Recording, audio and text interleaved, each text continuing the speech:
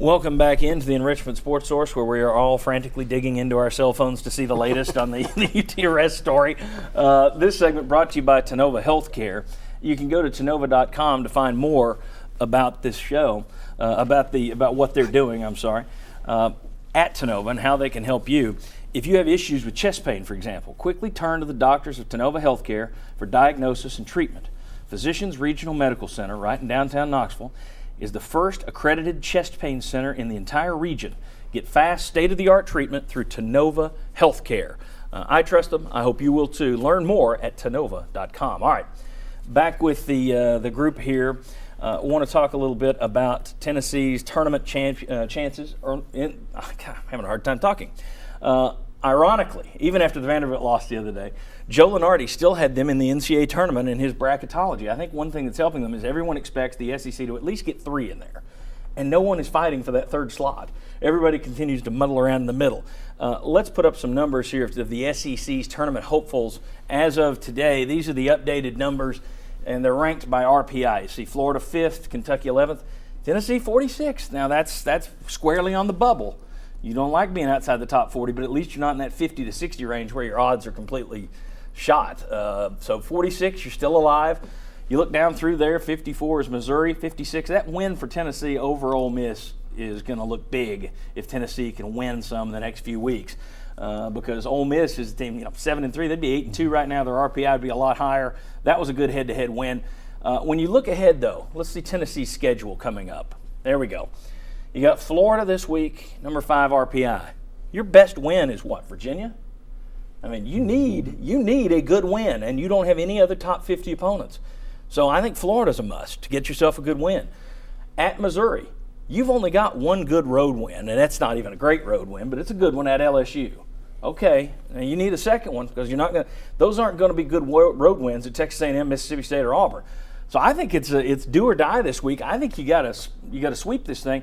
We also said coming out of the non-conference schedule, because they butchered a few of those games early, UTEP, NC State at home, they would probably have to go 13-5 in the SEC. You're 6-4 right now, so you're kind of up against it. When you look at that schedule, I don't think they're going to go undefeated once you get past this week. So I personally think you got to win both games this week. Is this the most important game or the most important week of Cuonzo Martin's tenure, Mike Strange? You can make a case for that. I just did. Yeah, you did. Do you agree with it or not? It's okay to say no. I'll just throw you off the show. No, it's okay. Yeah, I don't disagree with you. Now, I personally don't think they have to win both games. Okay. But I agree with you that it's your case for this is a very important week. You could say the SEC tournament could be the most important week of Cuonzo Martin. That's coming up. I learned a long time ago, Tennessee and the words SEC tournament do not go together. Throw that out. That's why that may be. But I think you can, if you beat Florida, I think you can still split and make up some ground and be okay. But if you want to get an NCAA tournament, go win these 2 games. I think as long as you go 7-1, however you do it, you can get in. So I don't think you have to win both of them. You have to win one, but I don't know that you have to win both. What do you think, Mark? I agree. I think 7-1, you'll definitely be in there. So ultimately, you would just have to split. However, precedent has been set. Last year it was Georgia. Years before it was. Even this year it was a Texas A&M. Teams that aren't supposed to beat Tennessee have found a way to do that. And so to say that we can really go ahead and run the remaining length of the schedule, I couldn't put my money on it. Yeah, that's the thing. We just sat here and said they haven't won more than 2 straight. Okay, let's say you split this week.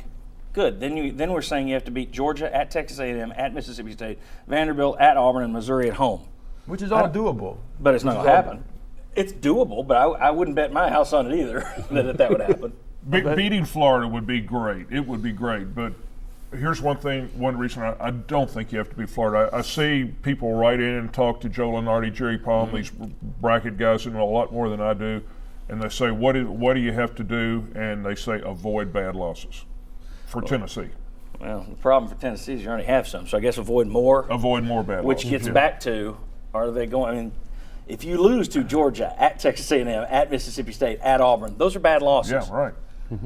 So I just think that we said early on They had backed themselves into the corner with the UTEP loss, Yes. with the NC State loss. You had A&M. Texas A&M loss, huge. You had a chance to win on the road at Wichita State. Now, granted, it's a great team. That would have been a heck of a win, but they were in that game late. The opener at Xavier. You had your chances. You didn't make good on them. The thing that concerns me, and the tournament selection committee, as we've discussed earlier this year, they seem to pick a last deciding factor different each year. There's a different little thing that gets us. Last year, it was who'd you beat on the road. And if you don't win at Missouri, your only good road win is LSU. I don't know that Tennessee's going to get in this tournament if they use that same criteria.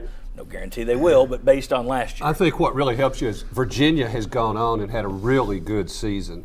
So that's on your resume. Now, if you can have a win over Florida that's a potential #1 seed, maybe #2 at the worst, that really helps you. And that's how you're building this going down the stretch. Well, and the other exciting thing for Tennessee is Lenardi and all these bracketologists still have you in the tournament, and you're 6-4. So if you finish 6-2 or whatever, and you only even 2 losses, you're still right there.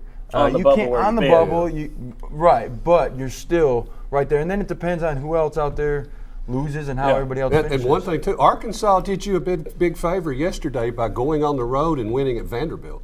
I mean, that's another team that you've been able to pass that you squandered an opportunity to beat that Vanderbilt team. Take care of yourself. Exactly. Yeah, I think that's what's helping Tennessee is most people assume the SEC will get 3 bids.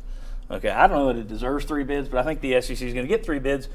And between Tennessee, Missouri, Ole Miss, LSU, Arkansas, Vanderbilt, no one is grabbing it. No one is grabbing it yet. It's a greased pig, and everybody's just letting it slide through. All right. When we come back, we're going to talk about Tennessee's National Signing Day. We're going to be joined by Bob Hodge and Josh Ward. Lots to talk about UT's recruiting class. Come on back on the Enrichment Sports Source. Miss an episode of the Enrichment Sports Source? Catch up online at sportsource.tv.